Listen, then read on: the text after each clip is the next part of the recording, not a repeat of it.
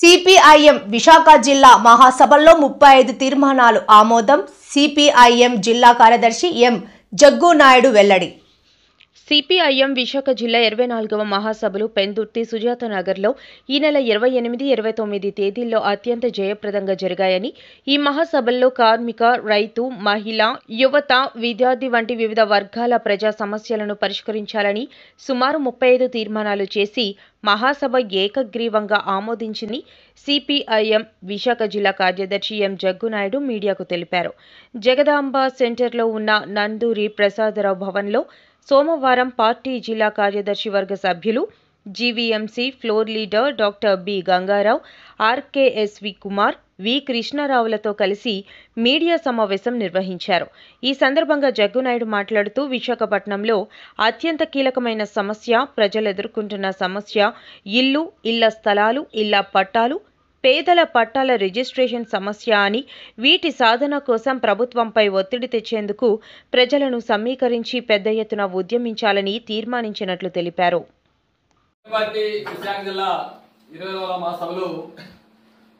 ఈ నెల 28, 29 పెందుర్తిలో జయప్రదంగా జరిగాయి. ఈ మహాసభలు విజయవంతం చేసినటువంటి విశాఖపట్నం ప్రజానీకానికి, గోపాలపట్నం, పెందుర్తి ప్రజానీకానికి, మీడియా మిత్రులందరూ కూడా అందరికీ ధన్యవాదాలు తెలియజేస్తున్నాం. ఈ మహాసభ విశాఖ జిల్లా అభివృద్ధి, ప్రజల, కార్మికుల సమస్యల పరిష్కారం కోసం, రాబోయే కాలంలో ఉద్యమాలు నిర్వహించడం కోసం కొన్ని కీలక తీర్మానాలు చేసింది. ఇందులో ప్రధానమైంది, గత ప్రభుత్వ పాలనలో ఋషికొండ, ఎర్రమట్టి దెబ్బలు వంటి కొండల్ని పర్యావరణ ధ్వంసం చేయడం కోసం పూనుకుంది గత ప్రభుత్వం. దానికి వ్యతిరేకంగా పోరాడడం. ఈ ప్రభుత్వ అధికారికి వచ్చిన తర్వాత మళ్ళీ కుసులవాడ కొండలు ధ్వంసం చేస్తూ ఉంది. ఈ ధ్వంసాన్ని మనం నిరోధించాలి, తద్వారా విశాఖపట్నం ప్రజానీకం తాలూకా ఆరోగ్యాల్ని, పర్యావరణాన్ని కాపాడాలి అని చెప్పిన తీర్మానం చేయడం జరిగింది. ఇల్లు లేని పేదలు 1,60,000 మంది ఉన్నారు. గత ప్రభుత్వం టిట్కో ఇల్లని, జగనన్న ఇల్లు అని చెప్పని కొన్ని ఇళ్లు నిర్మించారు, కొన్ని మధ్యంతరంగా ఆగిపోయాయి. వాస్తవంగా ఇల్లు లేని పేదలకి ఈ నగరంలోనే ఇల్లు ఇవ్వడం అని చెప్పింది అత్యంత కీలకమైన విషయం. ఎందుకంటే ఉపాధి కోసం వివిధ జిల్లాల నుంచి, గ్రామీణ ప్రాంతాల నుంచి పేదలు ఇక్కడికి వచ్చారు. అదే పేదల్ని ఇక్కడ ఇల్లు ఇవ్వకుండా మళ్ళీ రూరల్ తరివిస్తే వాళ్ళ ఉపాధి ఏమవుతుంది? విశాఖపట్నంలో భూములు ఉన్నాయి, ప్రభుత్వ భూములు, కానీ ఈ భూముల్లోనే ఇల్లు లేని పేదలకు ఇల్లు ఇవ్వాలి, 1,60,000 మందికి ఇల్లు ఇవ్వాలని చెప్పినది ఇలా సిపిఎం పార్టీ డిమాండ్ చేస్తా ఉంది. టిట్కో ఇల్లు, హుదూద్ ఇల్లు ప్రభుత్వం ఇప్పటికే నిర్మించి నిర్మాణాలు వెంటనే పూర్తి చేసి లబ్ధిదారులు వెంటనే ఇవ్వాలని చెప్పారు. ఎందుకంటే ఇప్పటికే లబ్ధిదారులు 25,000 రూపాయలు, 30,000 రూపాయలు చెప్పిన డీడీలు కట్టి ఉన్నారు, అప్పులు పాలు అయిపోయారు, ఇల్లు వాళ్ళు దక్కలేదు వరకు కూడా. అది ఇల్లు కట్టే ఇవ్వాలని చెప్పినది తీర్మానం చేయడం జరిగింది. అదేవిధంగా 301, 296, 380 జీవోల ప్రకారంగా ప్రభుత్వం దాదాపు 60,000 మందికి ఇళ్ల పట్టాలు మంజూరు చేసింది. ఆ జీవో ప్రకారం 2 ఏళ్లలో రిజిస్ట్రేషన్ చేయించాలి. ఇంతవరకు గత ప్రభుత్వం రిజిస్ట్రేషన్ చేయలేదు. ఈ ప్రభుత్వం సరే వెంటనే చర్యలు చేపట్టి వాళ్ళకి రిజిస్ట్రేషన్ చేపట్టాలని చెప్పి తీర్మానం చేయడం జరిగింది. ట్రూఅప్ ఛార్జీలు, ఇంధన సర్దుబాటు ఛార్జీల పేరు మీద దాదాపు 15,000 కోట్ల రూపాయలు ప్రజల మీద భారాలు వేశారు. స్మార్ట్ మీటర్లు బిగిస్తా ఉన్నారు. దీన్ని వెంటనే నిలువరించాలని చెప్పని, ప్రజల మీద విద్యుత్ భారాలు వెంటనే వచ్చేయమని చెప్పని డిమాండ్ చేస్తూ తీర్మానం చేయడం జరిగింది. వైజాగ్ స్టీల్ ప్లాంట్ ని సేల్లో విలీనం చేయాలి, దానికి సొంత గనులు కేటాయించాలి, పూర్తి స్థాయి సంస్థలు నడిపించాలి, తద్వారా విశాఖపట్నం అభివృద్ధిని, 1,00,000 మంది ఉపాధిని కాపాడాలని చెప్పని తీర్మానం చేయడం జరిగింది.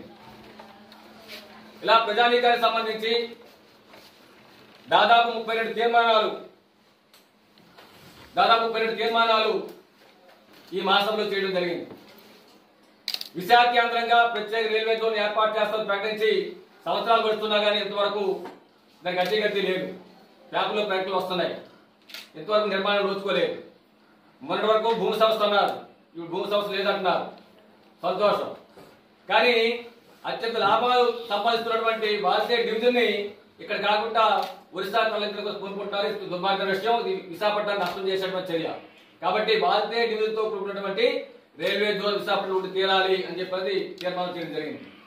మెట్రో రైలు నిర్మాణం వెంటనే చేపట్టి విశాఖపట్నం జిల్లా తాలూకా ప్రజల ట్రాఫిక్ సమస్య పరిష్కారం చేయాలని చెప్పి కోరుతున్నాం మేము. అలా ఫ్లైఓవర్ వంతెనలు అది గాజువాక్ కానివ్వండి, హనుమంతవాడ జంక్షన్ కానివ్వండి, సత్యం జంక్షన్ కానివ్వండి, మధురవాడ కానివ్వండి, ఈ ప్రాంతాల్లో ఫ్లైఓవర్స్ నిర్మించడం ద్వారా విశాఖపట్నం ప్రజానికం తాలూకా ట్రాఫిక్ సమస్యలు పరిష్కారం చేయాలి అని చెప్పి ఒక తీర్మానం చేయడం జరిగింది. పంచగ్రామాల భూ సమస్యలకు పరిష్కారం కాలేదు, గాజువాక గ్రామ భూ సమస్య పరిష్కారం కాలేదు, ప్రభుత్వాలు మారుతున్నాయి, వాళ్ళ చేతికి హక్కుపత్రాలు రావడం లేదు. కాబట్టి ఎప్పటికైనా సరే ప్రభుత్వం ఈ సమస్య పరిష్కారం చేయమని చెప్పని డిమాండ్ చేస్తూ తీర్మానం చేయడం జరిగింది. కార్మికులనే త్యాగాలు చేసి సాధించుకున్నటువంటి 44 కార్మిక చట్టాల్లో 29 చట్టాలని 4 లేబర్ కోడ్స్ గా కేంద్ర ప్రభుత్వం మార్చేసింది. ఈ రాష్ట్ర ప్రభుత్వం దాన్ని తిరస్కరించాలని చెప్పని వాటిని అమలు చేయకూడదని చెప్పని మహాసభ తీర్మానం చేయడం జరిగింది. అసంఘటిత కార్మికులకి ఈఎస్ఐ పిఎఫ్ తో కూడుకున్న సమగ్ర చట్టం 26,000 కనీస వేతనం ఇవ్వాలని చెప్పినది ఈ మహాసభలో తీర్మానం చేయడం జరిగింది. ప్రభుత్వ శాఖల్లోనూ ప్రభుత్వ సంస్థల్లోనూ లక్షలాది ఉద్యోగ ఖాళీలు ఉన్నాయి. యువత ఉపాధి లేక ఇతర రాష్ట్రాలకి ఇతర దేశాలకు వలస దృష్టి ఏర్పడింది. కాబట్టి ఉద్యోగ ఖాళీలు భర్తీ చేయాలని చెప్పేది తీర్మానం చేయడం జరిగింది. విశాఖపట్నం ఆంధ్ర రాష్ట్రానికి పారిశ్రామిక రాజధాని, యువత తాలూకా శక్తి సామర్థ్యాన్ని పూర్తిగా వినియోగించుకునే విధంగా, ఉపాధిని పెంచే విధంగా పారిశ్రామిక విధానం రాష్ట్ర ప్రభుత్వం చేపట్టాలి. దాని పట్ల ముందుకు వెళ్ళాలని చెప్పి డిమాండ్ చేయడం జరిగింది.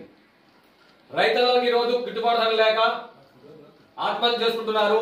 కాబట్టి వాళ్ళ పంటలపై గిట్టుబాటు కల్పించాలని చెప్పని, ఎరువులకి, పురుగుల మందులకి, విత్తనాలకి సబ్సిడీలు ఇవ్వాలని చెప్తూ తీర్మానం చేయడం జరిగింది. ఈ విధంగా మొత్తం విశాఖపట్నం సమస్త ప్రజానీకానికి సంబంధించిన ఇష్యూస్ మీద ఈ మాసం తీర్మానం చేసింది.